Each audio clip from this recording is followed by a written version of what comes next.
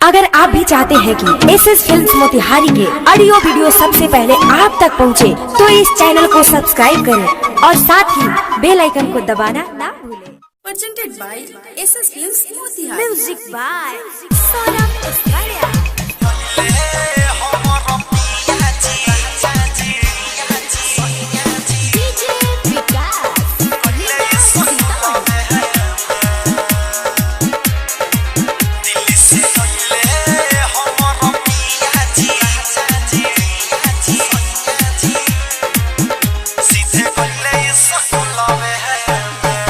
दिल्ली से अइले हमर सहिया जी, सीधे गइले स्कूलवे में। दिल्ली से अइले हमर राजा जी, सीधे गइले स्कूलवे में। हो खतर सता हलो रबर सता, तया खतर सता हलो रबर सता, कि फोटो धइले बानी झुलवे में। दिल्ली से अइले हमर राजा जी, सीधे गइले स्कूलवे में। दिल्ली से अइले हमर पिया जी, सीधे गइले स्कूलवे में।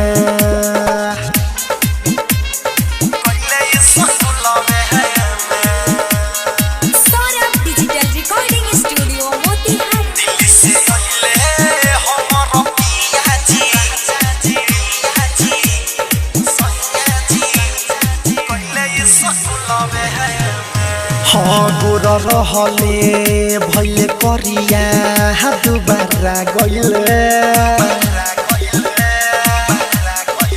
तबंग भई लगारी घोरा पैदल गइले।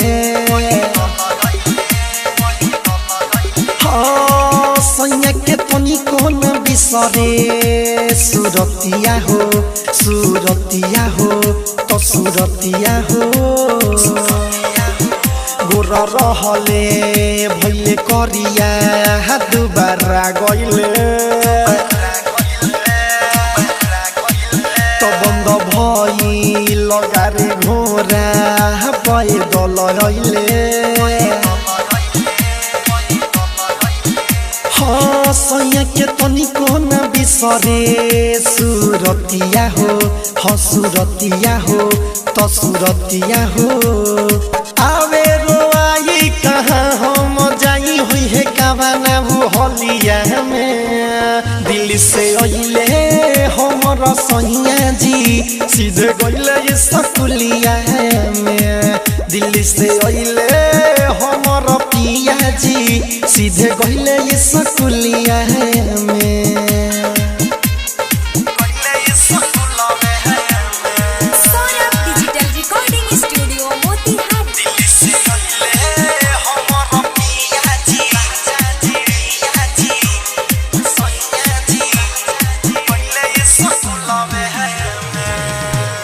हरुवे चूरी कानबाली मोर सिंगारावा हो, तपिया सोर बरतन रतने सैले नघारावा हो।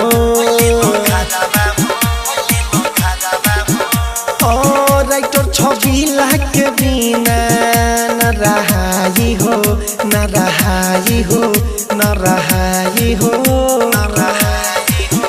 रोवे चूरी कानबाली मोर सिंगारावा हो, तपिया सौर बरतन रतने सैले नघारावा हो।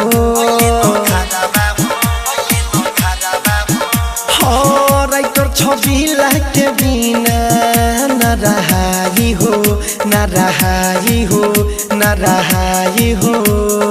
कौन बनाई पिया के खियाई आगे जरी न चूल्हिया में। दिल्ली से अइले हमर सैया जी, सीधे गइले स्कूलिया में।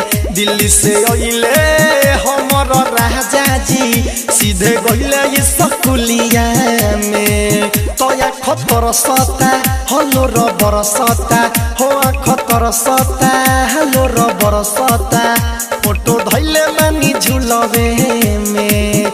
दिल्ली से अइले बड़ सैया जी सीधे कहले स्कूलिए में।